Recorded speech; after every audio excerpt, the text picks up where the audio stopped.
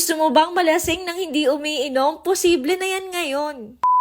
Yung mga taong hanap ng mali sa'yo na hindi nila alam may tama ka na. Kung paano ka magkakaroon ng tama, tuturuan kita ng hindi halata. Meron nga ako dito mga lemons, pinagbibiyak ko sila sa gitna at aalisin ko yung pinakalaman niya. Huwag kayong mag-alala, hindi ito masasayang. Pwede pa itong magamit sa ibang recipes. So eto na nga, ang purpose nito ay gagawin lang natin silang hulmahan. Sa isang bowl naman ay naglagay lang ako ng isang pakete ng gulaman at nagdagdag ako dito ng isang tasa ng tubig. Dito naman sa aking electric cooking pot ay naglagay ako ng isa pa ulit na tasa ng tubig at yung pinag-bloom ko na gulaman ay ilalagay ko na nga pala dito. Pag kumukulo na nga ito ay dadagdag ko na dito yung 1/3 cup ng asukal. Hahaluin para hindi ito dumikit sa ilalim at magbuo-buo. Para naman sa ating flavor ay maglalagay lang ako dito ng isang tasa ng blue. Ito nga pala ay cucumber lime. Naglagay nga pala ako nito dahil lang napili kong gulaman ay unflavored. So para naman mas lalo itong maging kaakit-akit, ito lamang po ay optional. Naglagay ako dito ng food color. Tinikman ko nga ito at nakulangan pa ako sa tamis kaya naman nagdagdag ulit ako ng another 1/3 cup ng asukal. So total na nagamit ko ay 2/3 cup. Pagkatapos nga ng mga ilang kulo ay luto na ang ating gulaman. Sa dakong iyon ay papatayin na natin ang ating apoy or lutuan. Para sa huli at sikreto nating sangkap, atin-atin lang to, maglalagay tayo dito ng isang bote ng soju. Blueberry flavor nga pala itong napili ko. May nagtatanong nga pala kung pwede daw bang gin ang ilagay. Pwedeng-pwede po, as long as kayang-kaya pa ng mga atay ninyo. So eto na nga, ready na ito para i-transfer sa ating mga lemon peels. At saka yung sumobra pala, meron akong food keeper dito. Para nga maging kombinasyon ito ng sarap at sipa, ay naglagay ako dito ng mga pinya. Pero nasa inyo pa rin kung anong prutas ang gusto nyong ilahok dito. Pwede naman kahit ano. Yung mga nakalagay pala sa lemon peels ay pinaghahati ko pa sa gitna para mas madali natin itong makain. Grabe, itsura pa lang parang ang sarap na at saka ang lamig sa mata oh. Parang tubig siya sa pool na very inviting. Senyales na nga ito na dapat ituloy nyo na yung matagal na pinaplanong swimming ninyo.